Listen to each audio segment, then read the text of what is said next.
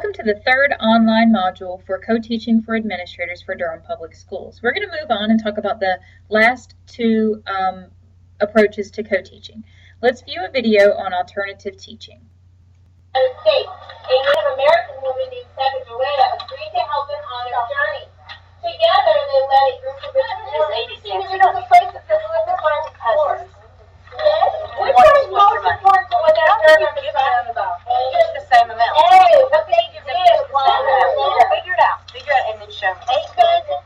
Because You have 86, and you want to know how much money each cousin would get.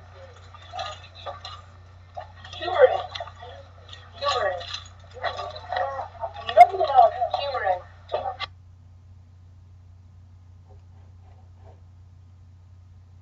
The definition of alternative teaching is when one group gets the main lesson and the other group gets a reteaching of instruction.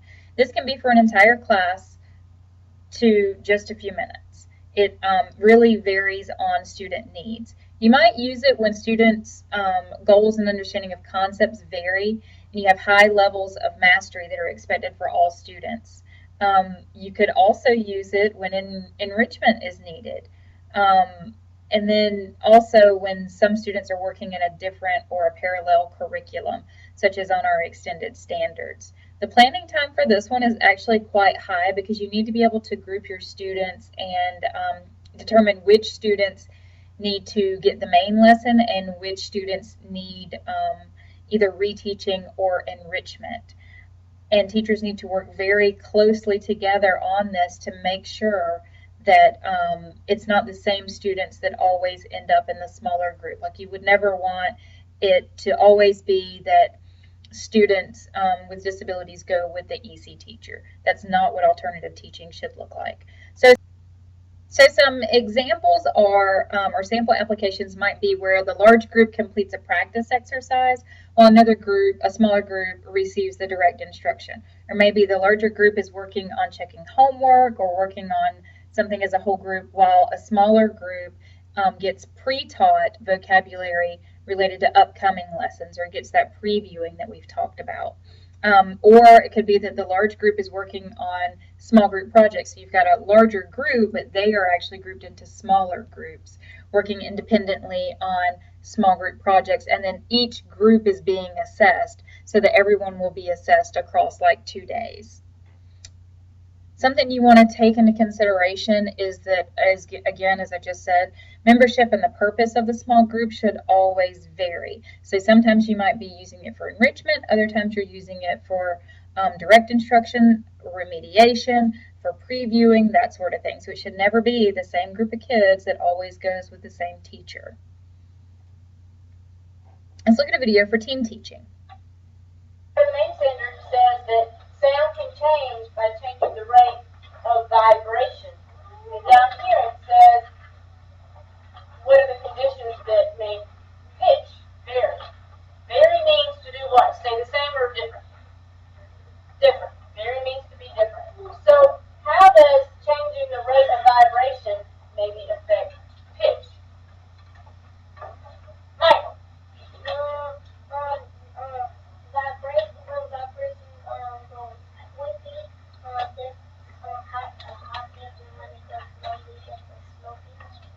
Slow pitch, right? Slow pitch. Very good.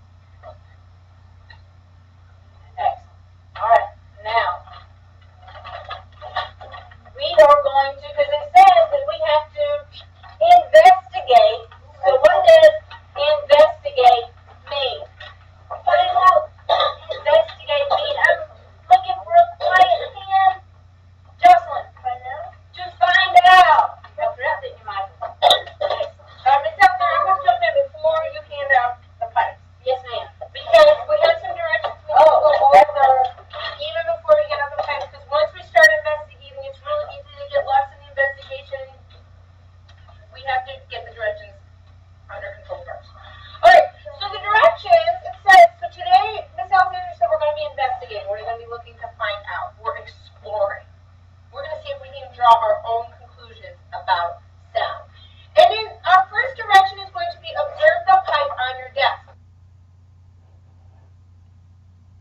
So the definition of team teaching is co-designed instruction is presented by two teachers as an instructional team.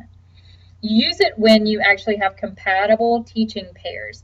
The instructional conversation is needed, and also when it demonstrates types of interactions we like to see from our students, when we want to model the types of interactions that we want to see from our students. The amount of planning time for this one is extremely high because both teachers must be on the same page.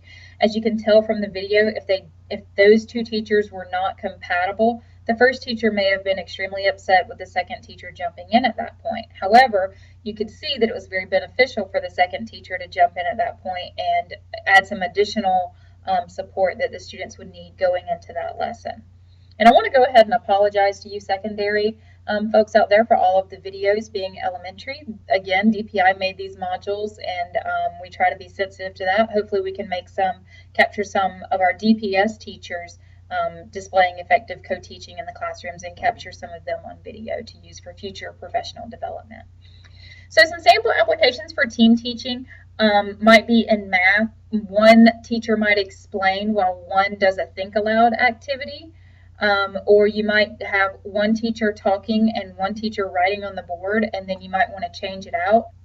You could also utilize it to where one teacher was lecturing and one teacher was demonstrating, or for social studies or maybe an integrated social studies lesson into an ELA lesson where the teachers are actually debating and modeling the foreign policy issues, those types of things. The team teaching approach really is the most enjoyable style for most people if they can get over the compatibility issue.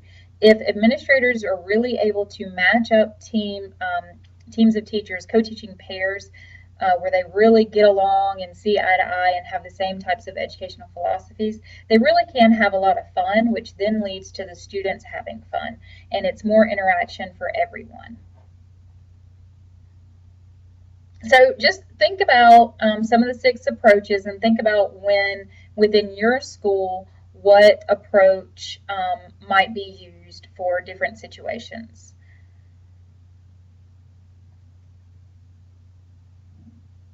And also think about whether or not collaboration occurs at your school, whether effective collaboration occurs at your school. We're going to watch a video. I'm going to fast forward through a little bit of it.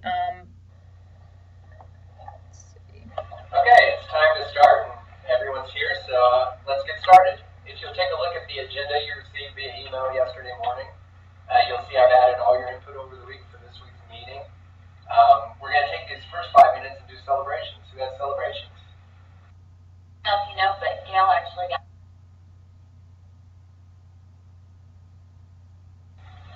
Here's the data that I sent you guys earlier. I hope you had a chance to kind of take a look at it to see if you can offer some suggestions, because I kind of need help with the kids in this category. Well, I've been working with my Kim's kids, and I try to give them little hints like when they see a table, that the first leg of the table would. Okay, so if there are no other suggestions right now, we can go ahead and move on to the next point on the agenda. Hopefully everyone read over the agenda and Dolan's discipline issue. Taylor, do you need to add anything to your description you submitted? No, unless anyone has any questions on Joey's behavior. You know, I had Joey last year, and I found that it really does help if you can get right down.